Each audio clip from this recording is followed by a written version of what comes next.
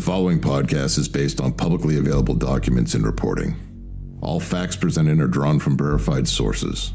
Certain scenes are dramatized or reconstructed for clarity and storytelling purposes. All individuals are presumed innocent until proven guilty in a court of law. Listener discretion is advised.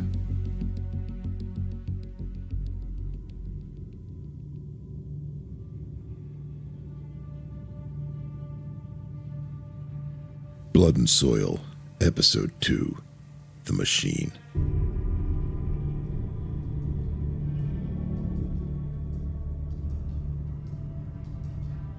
The most widely used white nationalist slogan in the world was written in a federal prison cell. David Lane wrote a document called The 14 Words while in federal prison. We must secure the existence of our people and a future for white children. Those 14 words became the most widely used white supremacist slogan in the world. You'll find them in forums, on social media, and the manifestos of mass shooters. By a man serving 190 years for his role in a murder. He had time. He used it. The slogan spread to every continent. It appears in manifestos, on walls, in private servers where the next generations of the movement is being assembled right now. He died in that prison in 2007. The slogan kept going. This is an episode about infrastructure, about how an ideology built from pamphlets and shortwave radio became something that doesn't need any of that anymore. To understand how it got here, you have to go back to a kitchen. Linoleum floor, a boy at the table, serious, quiet. Not in trouble. His mother thinks he's going to be fine. Somewhere in the house a radio is on. The voice is certain, righteous. The boy is listening. In 1973, reaching this boy required infrastructure. Mimeograph pamphlets distributed by hand, shortwave radio broadcasts that faded depending on the weather, an invitation to a compound, an annual congress in Idaho where isolated believers finally met face to face. It took years. Careful cultivation, patient work. In 2025, reaching him takes a recommendation, a click, a link, a viral video on a pocket computer. What used to take months or years is done in minutes. This is the story of the machine, how it was built, how it was rebuilt, and why it is still running. Before Robert Matthews stood in a field and took an oath, before Richard Butler built a compound in Idaho, there was a man in a farmhouse in West Virginia writing a novel on a manual typewriter. William Luther Pierce, former physics professor at Oregon State University. By 1975, founder of the National Alliance, serializing his story in its newsletter, Attack. A story about a future race war. About the diary of a soldier named Earl Turner. About what winning would look like.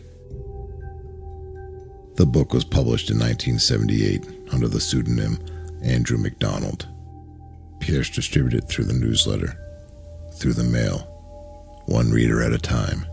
Pierce understood something most people pushing propaganda miss. Arguments can be refuted. Stories cannot. A story gives you a hero, a mission, an enemy with a face. Once you've accepted the story, the violence inside it stops being disturbing and starts being instructional.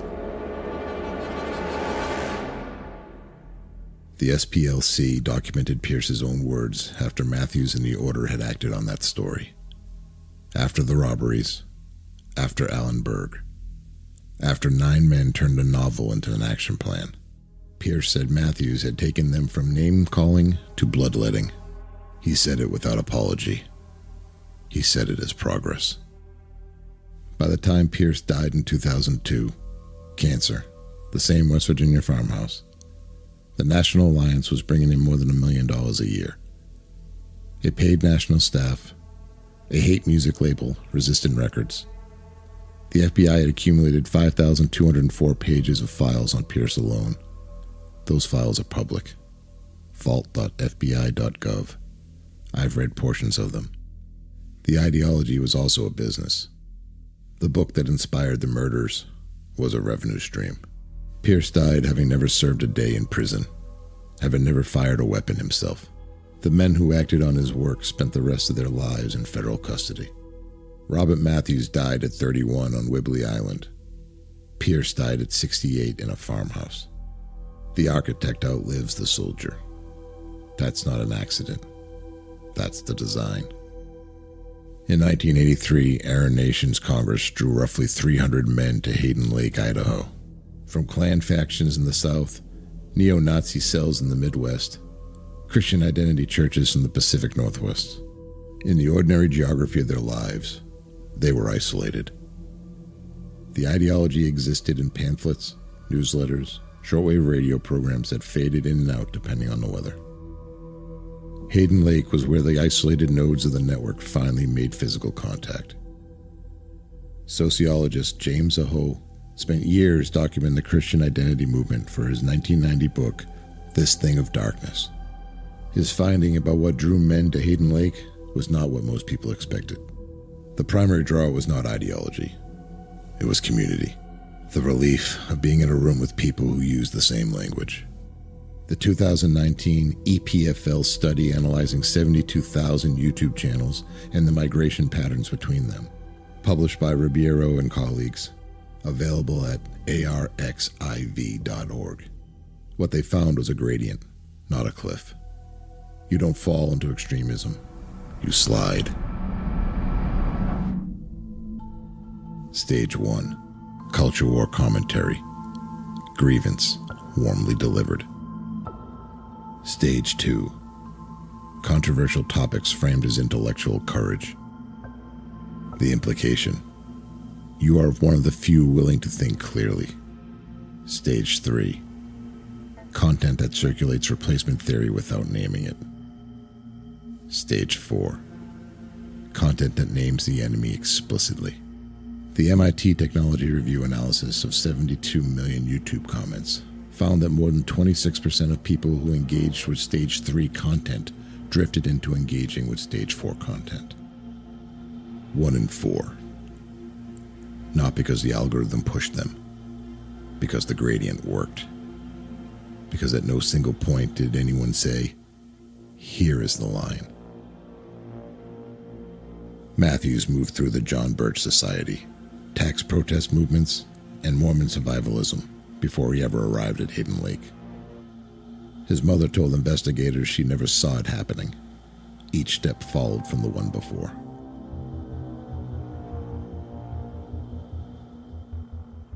In 2023, a Pew Research study found that 1 in 3 teenage boys in America use Discord regularly. Structurally, it's a platform for finding communities around a shared interest, which is precisely what makes it dangerous in the wrong hands.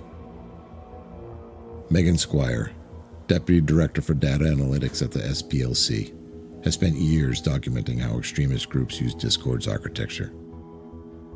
Her published finding: the private server functioned as the modern compound. The structure mirrors Hayden Lake almost exactly. Entry through public spaces, gaming, memes, nothing flaggable. You participate, you're trusted.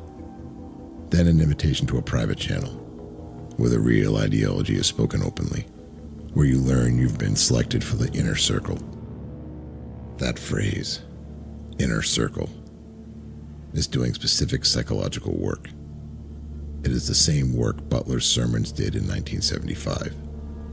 Before naming enemies, Butler named his congregation Chosen, seeing what others cannot. Social psychologist Robert Cialdini identified the mechanism in 1984. Once a person publicly commits to a group, they go to extraordinary lengths to remain consistent with that commitment, because leaving means admitting everything surrendered was for nothing. The oath Robert Matthews swore in an Idaho field was architecture. The first post in a private server is the same architecture. The Rand Corporation research found that the majority of their 32 cases, the primary motivation for joining was not ideology. It was belonging. Some subjects described their experience as the first time in their lives they felt powerful. The machine sells relief, not hate. When the order collapsed in 1984, the FBI called it a victory. They weren't wrong.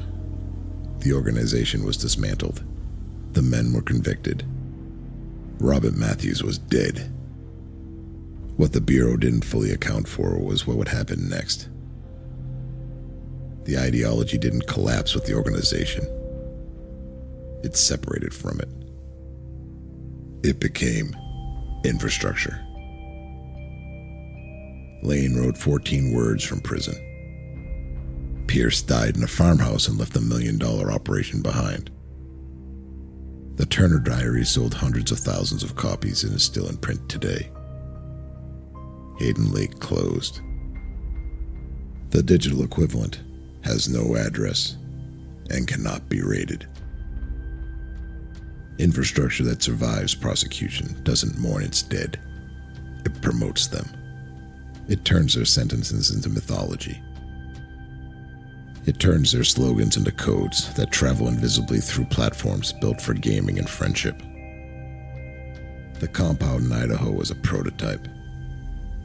What replaced it has no fence, no address, no annual Congress. What it has?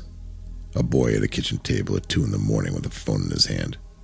An algorithm that spent 3 weeks learning exactly what he's hungry for.